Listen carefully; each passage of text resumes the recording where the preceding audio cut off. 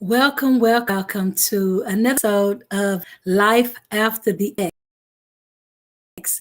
I am your host, Chinton. We are here every week at 7 p.m. to 8 p.m. Standard Times. Please follow us on Facebook and YouTube at AU Media.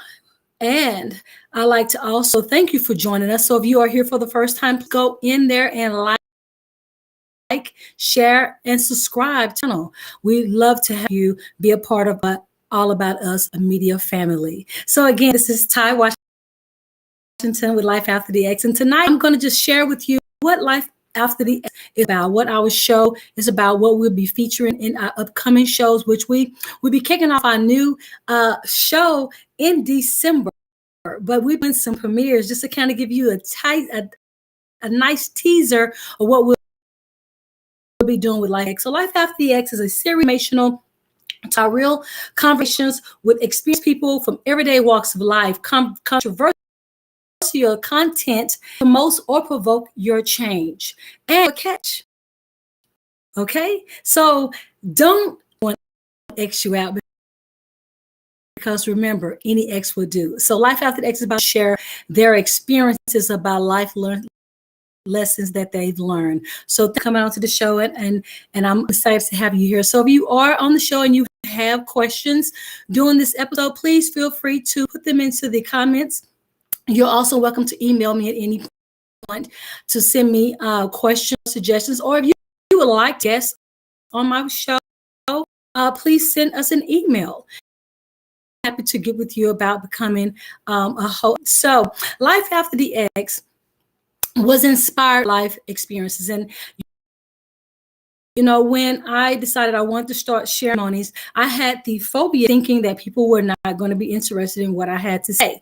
But then when I started sharing my testimony, people were encouraged as much as I was in being encouraged with it. Because when I shared my testimony, it empowered me, and it took the power back from the devil of me without feeling any guilt or shame about my past experiences, because there were things that I learned and I gained from those life lessons. So as I had these conversations with people throughout my journey of sharing my testimony, I was encouraged to go ahead and start doing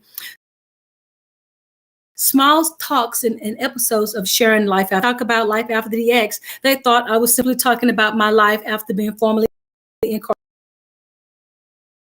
which that will be a topic that we will address. We're talking about life with starting over once you regenerate back into society, what it looks like to come back home and be a part of your family that you look for, and the challenges that you face with returning back to being with your family or back to society.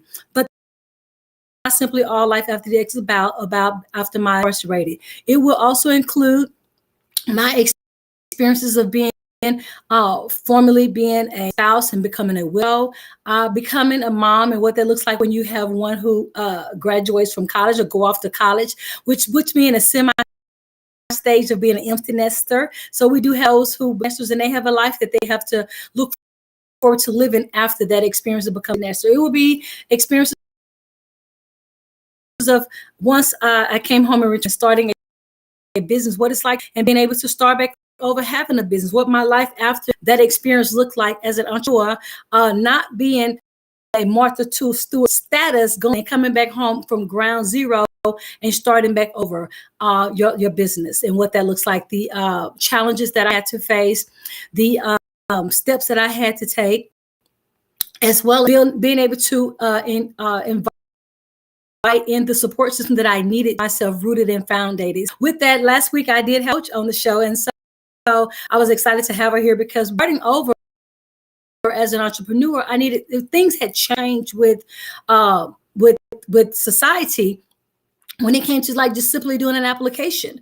And so people don't do applications by paper, actually go online. So we're coming back starting a business with a lot of things that I was used to doing paper wise and snail wise, that I had to learn, start over doing it a little bit differently, but yet knowing that I could successfully do it. We'll be turning back to society again, as well as sharing things about my life with friends that I've had to move away from. There's a life after moving away from certain friendships that could not be healthy for you. It looks like when you know you've been friends with someone for many years and you want to start your life over. I will have guests coming on that will share about retiring from certain professions and what their life looks like when they start over. I will have guests that come on and that I did time with. They'll talk about what it was like together and what life looks like with doing our life on the outside starting over. They'll also share their life experiences. One of my guests that will be coming on one of the shows, which I'm doing this journey with them, and I'm my life after losing some weight. So not just the physical weight, but some of the spiritual weight that I've lost over the years that have empowered me to become the person I was meant to and to be able to fulfill my purpose. And so I'm really excited about the show. Again, you know, there's going to be many different avenues that I will be addressing. So again, I am open for lots of comments. I'm open for lots of questions and suggestions on top. Or again, with you being a guest and sharing what life after whatever that experience that you have lived through X is. And so Life After the X, again, is a series of controversial conversations that will address things that people typically sometimes don't want to talk about. What does it look like after you've lived past having an abortion? Some people who have lived through having an abortion may be embarrassed by that experience or may still have some grief things that they have to work past, and they got past it and they have a life after that. We will have conversations about some of those issues as well. We will have issues with coming through with being domestic violence. I have survived. I'm a domestic violence survivor, and I will talk about what some of that looks like with living in it, recognizing what those flashes like in my life after surviving domestic violence as well. And so again, it's not any limit to what Life After the X will be addressing on these episodes and series and shows. So I'm so excited. I am your host, Ty Washington. If you're just joining on, we are here every Tuesday at 7 p.m. Central, 8 p.m. Eastern Standard Time, here sharing about life experiences with just not myself, but with guests that will be coming on and sharing their life experiences that they have lived beyond, gained some life wisdom nuggets, and would love to come on here and share them with you to not only give you some wisdom tips, but give you to encourage you on you knowing that you can have a life after any X that you've experienced inside of your life. So again, thank you so much for coming on to the show. So I'm just going to share a part of my testimony since we're talking about what life after the X will look like. And so with me returning back home, it is the holiday season. And I remember my first time being away from home, which was in 2009. And I spent my first Thanksgiving away from home. And then it was a life shocking experience. And so there were some things that I just regretted as I sat still. But once I returned back home, my first holiday being home was Christmas, which we're in the month of December. And, you know, I was excited about coming home. My family was excited about me being home, but there were some challenges that I faced because I was very used to some conditions that I was living in while I was incarcerated. So I just want to share this to encourage those who may have family members who have been incarcerated that come home. We are excited to be returning home, but there are sometimes challenges that we do face as we readjust to being back home into our happy, loving family environment. And so one of mine was my sleeping environment. I was so used to sleeping with looking over my shoulder. Like I didn't sleep. So my sleep time was real different when I would wake up and couldn't realize that I was really in a regular bed. I would wake up and look and I would see the window and with the regular curtains. And I was like, oh my goodness, that looks different to me. You know, I was used to an officer coming through at a certain time with a flashlight, you know, those things that my body would wake up because of the schedule I was used to. And so sometimes that would startle my family because they didn't know what I was experiencing, which was readjusting to a different lifestyle from being formerly being incarcerated. So with them, they thought I should have just been happy and just super comfortable and just adjusting to being home, but it was a process. And so my first experience going to a family function, we do a Christmas gather every year with our family, with all of our family comes together, almost like a family reunion at Christmas time.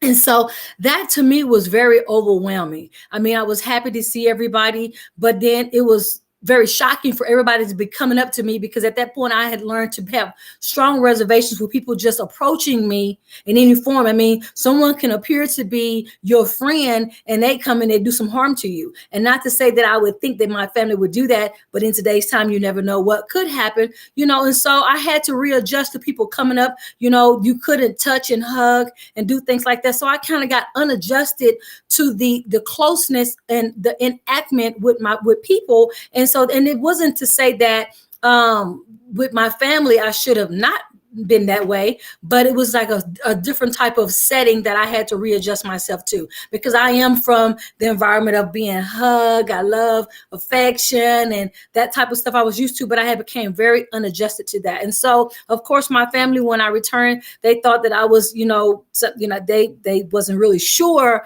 how long it was going to take, but they did assure me that they were going to be patient with me during that time. So if you do have family that is just returning home and during the holiday season or at any point, give them that moment of adjustment and change, because again, once you have been incarcerated, and some of the things that you happen to experience and live through can be life altering, and it can change your dynamic of how you interact with people, even with family that you know that you could possibly love and trust. And so, again, it was one of those things where I had to have an adjustment period. It took me a few months to really get adjusted to returning, just like going to Walmart. When I left to go in, Walmart was way different. When I came home, Walmart had the toilets that were like the powered kind. So I'm used to doing the toilet a regular way. And so I go in the store and I use the bathroom, and I'm trying to look for the handle, and it's not a handle. But then when I made a certain move, the toilet flushed. Of course, when I go out to use the sink and I'm looking for a handle and there's none, and I have to realize that my hands had to move with the sensor, those things were quite a much for me. I mean, and then to be in the store with so many people. I mean, like there used to be people going to the store, but not like that before I left. So again, coming home, you go to the store with your family and they're looking around at all these things going on. You have to realize that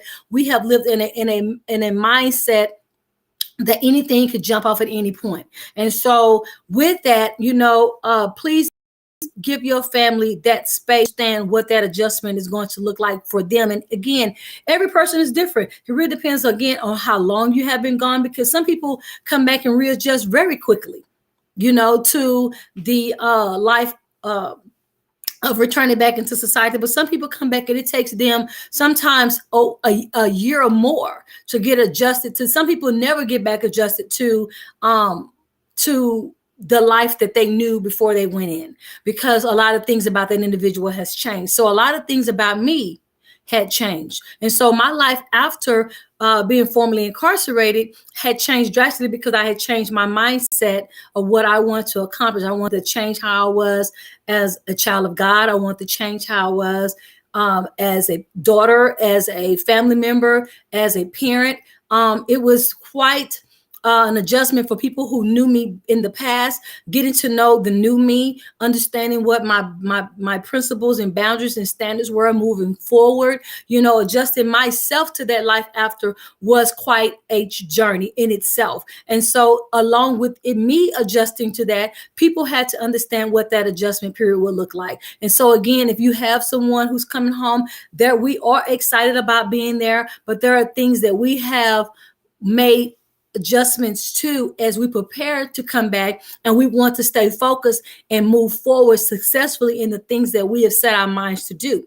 But we do welcome our support system. And so again, what that looks like for me, life after the exit, my support team had to change as well. I had to change my people, places, and things. And so adjusting to friends who wanted to welcome me home, I didn't want to be welcomed home by everybody that wanted to welcome me home, because it was not a wise thing for me. And so again, knowing how to address that and handle that myself was an adjusting period. And with my family understanding who I did not want to have in my space to keep me safe, they had to understand what that looks like. And then as well as the people that I want to make life changes concerning, they had to understand what that looks like. And being that I came home and being on parole, knowing that I had stipulations and requirements that I had to be in compliance of, I had to be very, very mindful in that adjustment period of what I was doing with resetting my life out, starting over. And so when you do have someone come home that is starting their life over, please keep your mind open for them during that adjustment period, because there are so many things that they would have experienced that there's no way that you would possibly be able to, they could have shared all that in a letter, even with visits. And I had tons of letters, I had tons of visits, and tons of moments on the phone with my family, and they still did not realize all the things that I had experienced while I was on the inside. And so, but them understanding what my life after that experience looked like, it took them a minute to get adjusted to that, because I had to again reestablish myself with my home environment, being at my parents' home, what that was going to look like, satisfying my requirements for parole, what that would look like with readjusting my schedule with my children. I was a very interactive parent with my children, but at this point I had been gone, and my mother and my parents had been acting as their guardian, and being able to readjust to that schedule. My children were used to my mom doing a lot of things with them, and so I had to not come in with the mindset of just wanting to just take over, because honestly, that would be overwhelming. But a lot of people come back and they end up causing themselves to have a setback. So if you don't want to have that, you have to make sure that you readjust yourself with knowing what that's going to look like for your situation. But as for me, I had to gradually move back into my guardianship as a parent after returning back, because going back to the schools was a different outlook. I couldn't join the PTA like I did before, because they require you to do a background check. And of course, there's a process to that, and understanding what that looks like, and not being offended, and being able to operate in your new norm as a parent returning back, gradually going back into your guardianship over with your children, and being able to readjust yourself with the new lifestyle rules that you have when you deal with the public concerning your children. And that again itself was a challenge for me. And so if you do have family members that are returning back and they're having to adjust to that, just again, keep your mind open. Be willing to ask questions about what mindset they are in as they adjust to regenerating back to their children's lives with their family and going back to school. And so it is a lot with experiences. That's why I'm happy to come on and be able to share my experiences. And again, I'm here for questions and comments and suggestions for those who would like to see or know and hear more about my life after any situation that I have come through. I'm going to take a small break and I'm going to come back. Remember that we are here every Tuesday at 7 p.m. Central and 8 p.m. We'll be back shortly. Thank you. Hello, this is Najesti from Butter Me Essentials Natural Hair and Body Company. We are located in Brooklyn, New York. We are a family-owned company, which is run by my husband, Vaden, and I. Do you have hair that is hard to manage? Having trouble with hair growth? Is your skin always dry? No problem. Butter Me Essentials is here with the solution. We specialize in hair butters, pomades, hair elixirs, shampoos, conditioners, luxury soaps, body butters, lotion bars, perfumes, scrubs, and so much more. All of our products is made with natural and organic ingredients such as shea butter, cocoa butter, mango butter, Jamaican black castor oil, avocado oil, Oregon oil, and essential oils. There is no sulfates, petroleum, mineral oils, or parabens, just all natural goodness. If you would like to order our products, check out our website at buttermeessentials.com, buttermeessentials.com, or call 646-524-3351, 646-524-3351. Check us out on Facebook and Instagram. Remember, like our motto says, you deserve to be buttered.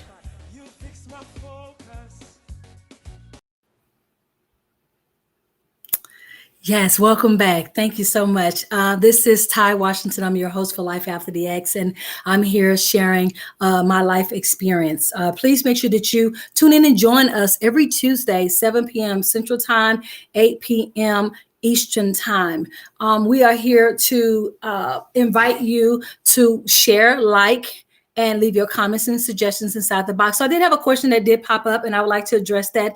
Did I seek therapy? Yes, I did. I did seek therapy. I did have a personal counselor. I had a traditional counselor, and I did have a Christian counselor who I sought certain guidance with merging back with my children, because the nature of my situation, we did seek that type of help. One, because we left out going into a domestic situation, and so my children and I had experienced a lot of traumatic things, and so therefore we were in some therapy prior to me going away. But in returning back, I did seek that because I knew that was something that I would need.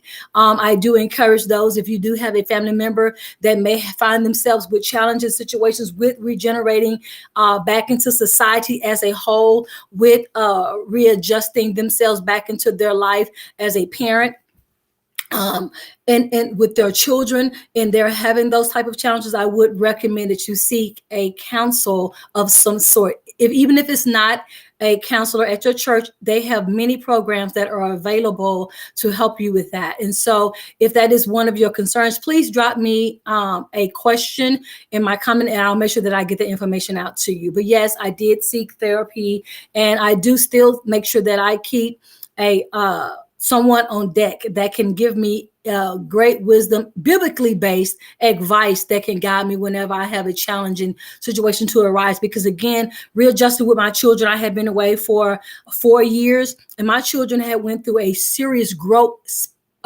period during that time. Like, I left little babies and I became home to more adjusted young people. And so it was more than a notion to come back and just think I'm going to be giving them certain type of directives without understanding how to communicate with them what they've been experiencing while I was gone, as well as what I had been experiencing while I was gone as well. And so again, it is an adjustment period. And so, if that is something that, again, you're challenged with, then seek therapy and seek help. And again, if you need that type of help, please leave that comment in my box, and then we'll make sure that we get that some resources out to you, make that available. But going to see a therapist was, everybody doesn't think they need therapy or seeing a counselor. Some people don't like to talk to people about this situation. So if that is your case now, me and my kids were all excited about going because we knew we wanted to have an open dialogue. I've always been very open with my children. Now, as my daughter aged, she didn't prefer to go to a therapist. In her mindset, which was fine because everyone is different, she felt like therapy made her live her life over and over again. And she felt as though she has already gone through it, and she just wanted to readjust herself in the pace that she needed without having to keep reoccurring the same conversations through, which was one of the techniques that the therapist used. But I didn't close that door to her possibly not having one. We just went a different route. And so now that she's in college, she does have a counselor that has expertise with people who have experienced traumatic situations. And so therefore, she has someone who can help her adjust her life with some of the things that we have experienced, because those things were life altering for her as well. And so therefore, I do recommend, if you do not work out well with one therapist, don't close the door to that thought. You have to really seek out to find the right fit for that situation. And again, it's not for everyone at all times, but it is always needed at some point in your life. I do have another question coming here. Let's see. Since coming out from incarceration, what has been the most challenging for me? One of the most challenging things is that you cannot make up for lost time. Typically, when people return back, they want to just play catch up, and you can never play catch up. And so you'll find yourself getting caught in dilemmas where you're trying to make up for lost time that, one, you can't play back, and you'll miss the moments that you need to be treasuring and planning forward with the things that God has set before you in your life. And so that was one of the challenges, because I was constantly going backward thinking about the things that I had missed, and I wanted to try to rectify those things, and I could not. I had to understand, again, therapy was good for that. Having a good spiritual mentor and counselor in place helped walk me through that process, because one, they have been formerly incarcerated and they had already walked through some of those footsteps, and they were able to give me some biblical advice to help me stabilize that challenge in my life. And so it was one of my hardest challenges, as well as alongside with readjusting with my children, because again, as I mentioned, my mom had been doing everything for them, and I wanted to come back and just immediately take over and start doing everything, even though I knew I needed the adjustment period of just getting reestablished with my parole classes, my parole requirements, securing income through a job of some sort and things like that. But I wanted to go back into immediately doing everything for my children at school, and it was not that easy. It was a process. And so that kind of gave me some alarming moments where I was like, man, I'm never going to just have my life back the same. And so it was a moment that I felt a little discouraged. But again, I had people that were around me, my support team and system, that were one, praying for me, holding my hand, letting me know that everything you have to adjust to it within that time and season. And so again, if that is a challenge for you with the family member returning home, and they're a challenge with trying to make up for lost time, encourage them that we need to enjoy the moments moving forward, and we'll allow God to merge that where it needs to be, because I do talk about things that I've experienced from my past, but I'm not trying to go back and live it and catch up with it and make it up and merge it in all together. I let God mesh those things together the way he wanted to do it. And that's what has created the Life After the X experience, is that I've taken those life experiences that I did live through and make it to the other side with, and I can share what those points and those challenges may look like, and the things that may have worked for me, and in hopes that they may encourage you. But again, every situation is very different, and you have to really seek out what you need for your individual life. Okay, let's see if I have any other questions here. Thanks so much for everyone. Thanks again. Welcome to the show. And please go in and like and share the channel. Invite some friends over. Again, if you would like to be a guest on the show, please send me your information via our email, and you can leave it in the comment box, and I'll be happy to reach out to you and see if we can make it be a fit for the show. Again, Life After the X is about a series of conversations that I have with everyday people who are willing to come on and share their life experiences, that they've learned valuable life lessons.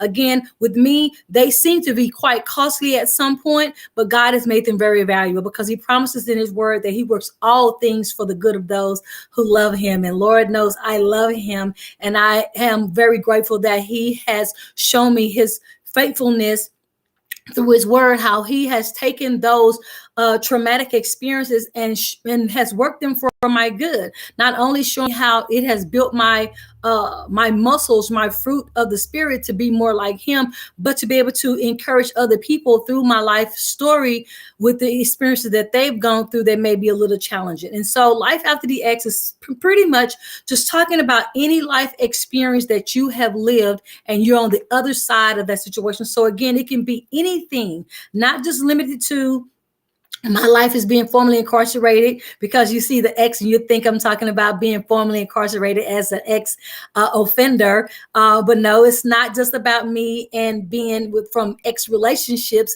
It's about anything I've experienced, any job experience that I've lived through, like if I've lost a job and what it looks like to lose a job and then become an entrepreneur, to have come from being a married person to being a widow, to from being someone who was in an abused relationship to being in a healthy relationship.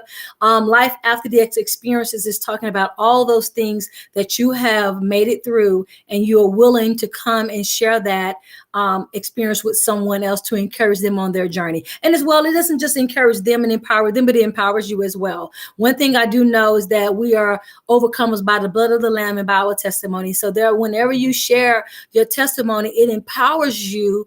Give glory to God about his word and him being faithful through that experience. as well as it is taking the power back from the devil, because sometimes he tries to incarcerate us in our life based on the past experiences that we've gone through and try to hold us hostage in those things. And so we're here to help set someone free through their life experiences through Life After DX. Let's see if I have any other questions that's coming on here. So not any right now. Welcome again to Life After DX. If you're just joining on, welcome, welcome, welcome. We're here every Tuesday, 7 p.m. Central, 8 p.m. Standard Time. Please follow us on social media. We are on YouTube and Facebook at AAU Media. And you can also find us through my website. If you go there to www.lifeafterthex, I will have all information there listed all the time about all the shows. Some of the previous shows will be on there. If you do miss a show, you'll be able to go to either our Facebook or our YouTube channel, or you can go to my website and you'll be able to see some of the previous shows as well. So again, thank you for joining us. And I do hope that you are liking and you are sharing our show with others. And I do hope that you will return to seeing our show. And if you are interested in being a guest, I do welcome you to send me your information. Do that as well. I'm going to go ahead and give a small break and share a commercial for one of our amazing sponsors. Thank you so much. Throw and Tuck. It's handmade by myself, and you only can get it here, and it's patent, and it's only here at Rococo Design. It's like a regular pillow, or you can take the blanket out like so, fluff up the pillow, open up your blanket, wrap it around yourself, and then you can lay on your sofa and relax with your pillow throw and tuck. When you're done with it, just flip it over. When you don't want the blanket anymore, you just fold it over twice. Fold it over twice again. Fold it over. And tuck it in the back. And there you go.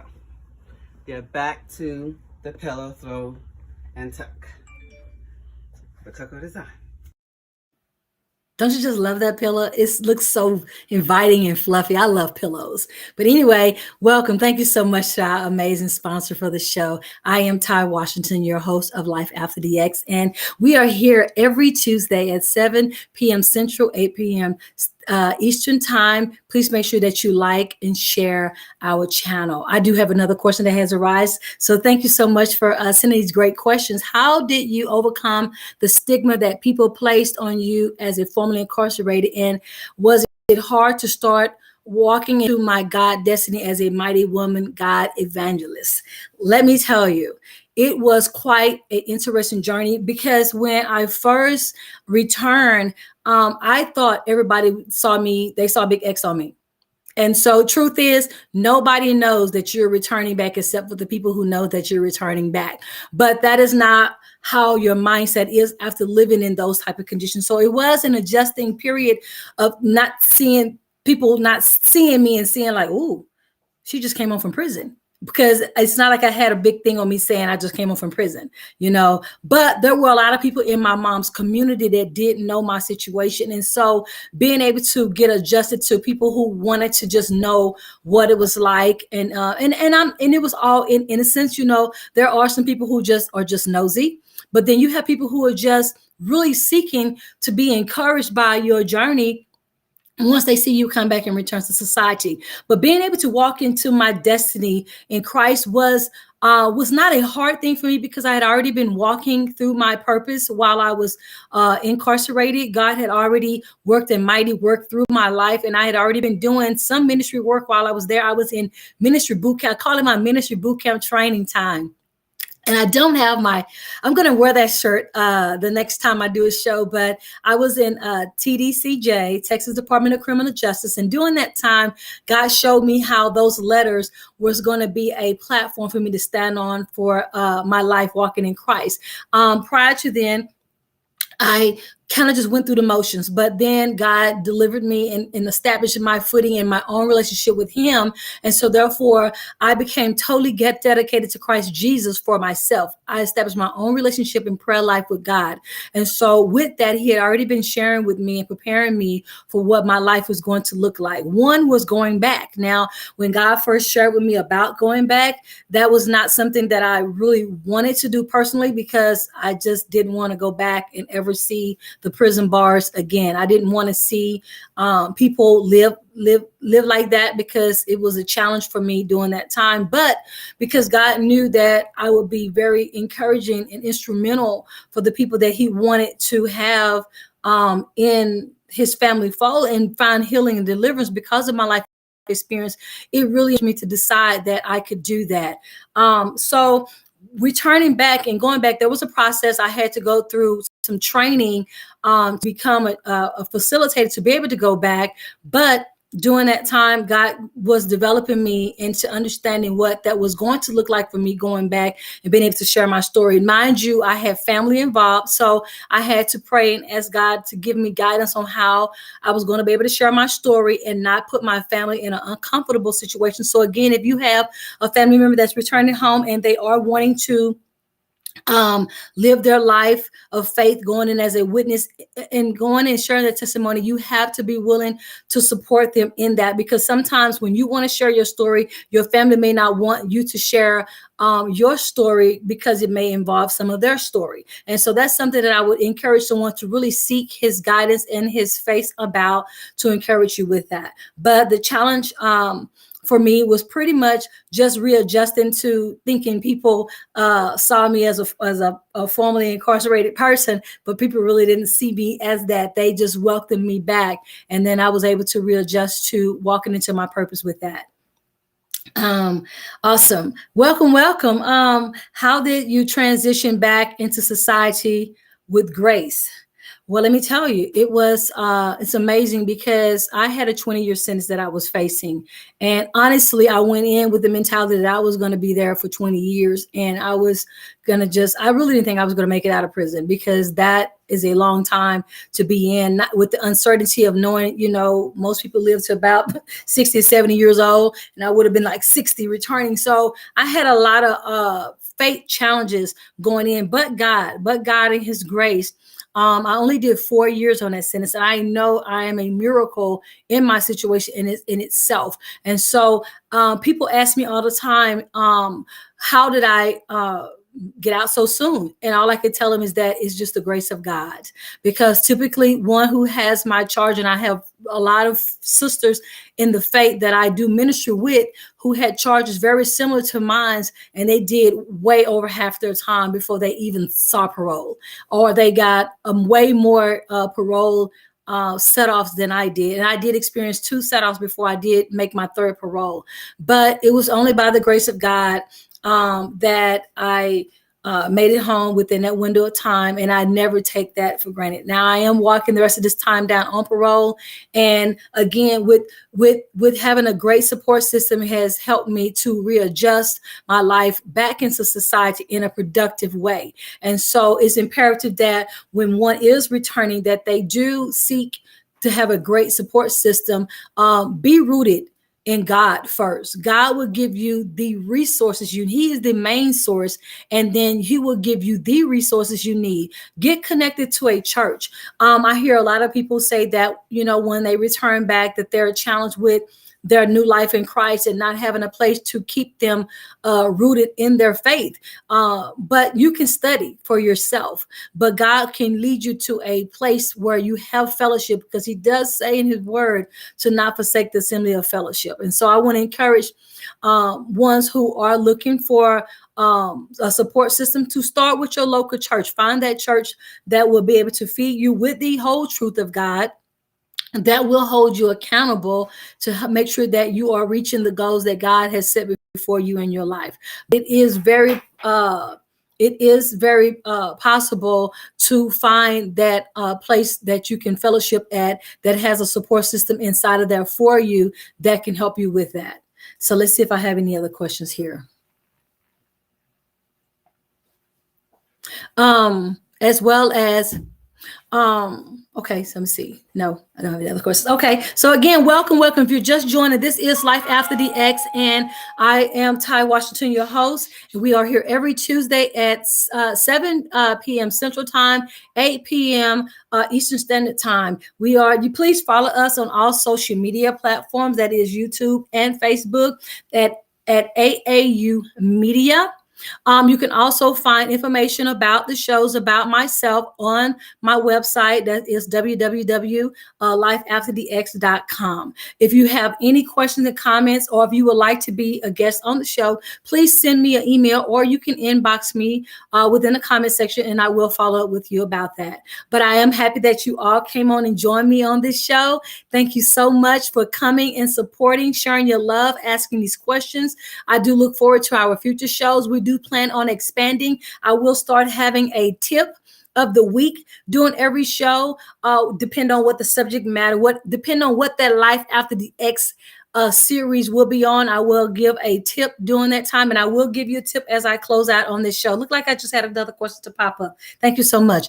What was your mindset about dating again, and how did God open the door to my beautiful marriage today that I have today? Oh, wow. Okay. So that is one I get a lot, and I'm happy to share that. So readjusting to the mindset of dating.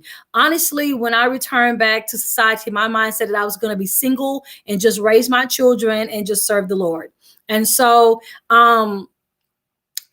but I'm so glad that God's thoughts and ways are so much way higher than mine, because I would have missed out on this amazing life that I do have with my wonderful husband today if I had stayed stuck in that mindset. But the adjustment period, because again, coming back home, most people are not just meeting at the local Walmart or at the local church or spaces like that to meet people. People were like, it was online dating. And in my mind, I was like, oh man, I'm not going to be able to do that. If I considered dating, I definitely wouldn't do a profile online, because someone asked me, have you ever been to jail before? And it would be one of those interesting moments where I would just have to pause, log out, and maybe come back in a few minutes later. So, but my mindset was, how would I answer that question if they asked me, have I ever been to jail before? Okay, yeah, I've been to jail for a ticket or two. And so I had to condition myself to be intentional how I would address questions if someone was to want to consider dating me during that time.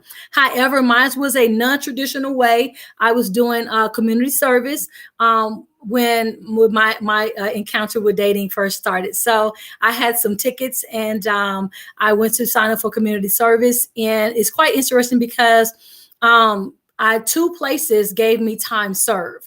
And so I didn't have to do those hours to rectify those debts to the county for those tickets. But there was one judge, and I'm thankful for that judge, because had he not made me own it and let me be responsible for those particular tickets, I would have never met my amazing husband today. But anyway, he told me that he was not going to give me time served, and that he would allow me to do community service. And so with signing up for community service, I went and signed up for this program, and I met my wonderful husband during that time. Now, again, I had established new boundaries and principles and standards that I wanted to live by in my life, knowing that doing the same things, expecting something different is what they call insanity. So I didn't want to go out with the mindset of dating the way I used to date. I wanted to date in the way that God wanted me to date, if that was going to be for me to do. And so when I did encounter George, with him letting me know that he had interest in me, I had to, quickly let him know that I don't give my phone number out like that. I wasn't really interested in trying to readjust to my life, starting over. He was like, okay. So he was like, well, what do you mean by starting over? I said, I'm just now returning back home from being incarcerated. He was like, okay. So of course, the next thing was, why did you go to prison? And so I was like, well, one day I'll talk about that, but he did pursue me with patience, because he did respect my boundaries. And so I want to encourage people who are considering dating with returning back to, after being a widow, after coming from a domestic situation, after returning back home from being formerly incarcerated. If you are considered dating, do set boundaries and standards and have them in place, and do know what you're wanting. You have to know what you want in a relationship. I knew what I wanted. I knew what I would be willing to accept and work with, and make sure that you stay firm on what you're wanting. Seek God's face. I did seek counsel. George and I did go to counseling. I believe in counseling. God is the ultimate counselor, the Holy Spirit, but he do give us counselors that we can go to, biblically based, that can help guide us and give us wisdom and advice for things that we are looking to experience in our life, and we want it to be the most healthy. And so George and I did go to counseling prior to being married, and we still do have that spiritual mentor counselor in our life still today, because as we pivot and grow individually and collectively, there are things about us that we want to make sure that we are staying God-centered about. And so along with our lives of studying together, with our life of going to church and fellowshipping and doing ministry work, we do still seek counsel together and individually to make sure that we stay healthy and rooted in our relationship that we've been blessed to have in our life. So I hope that answered the question about how God opened that door. Again, it was, I call it my Ruth journey, but I am writing a book about that. So you just stay tuned to a new series of Life After the Ex, where I will talk a little bit more about what that look like in the background of dating George during that period and doing our courtship, as well as what it looks like after being married to George, which we have been together 6.5 beautiful years and 7.5 beautiful years of knowing each other. And we're looking forward to life, eternity, till we get to heaven to hang out with God. So yes. Thanks so much for that question. It's a great question. And so I just want to again, thank the ones who've came on so far. Please like and share the channel. We are here every Tuesday, 7 p.m. Central Time, 8 p.m. Eastern Time. Life After the Ex. I am Ty Washington, your host. Please follow us on social media. That is YouTube and Facebook at AAU Media. You can also find more information about myself and about the shows on my website, www.lifeafterthex.com. Thank you so much. I look forward to you coming on. And remember, just remember, never allow yourself to be X'd out, because any ex will do. Thank you again. We look forward to spending more time with you on our show. Have a blessed week. God bless. You're listening to All About Us Radio. We're live streaming 24/7, playing old school versus new school. Follow us on Facebook, Twitter, Instagram at AAU Media, and visit our website, www.aaumedia.com. Call us at 1-833-369-1444, extension 1, and leave us an inspirational message or request. You're listening to All About Us Radio. You're listening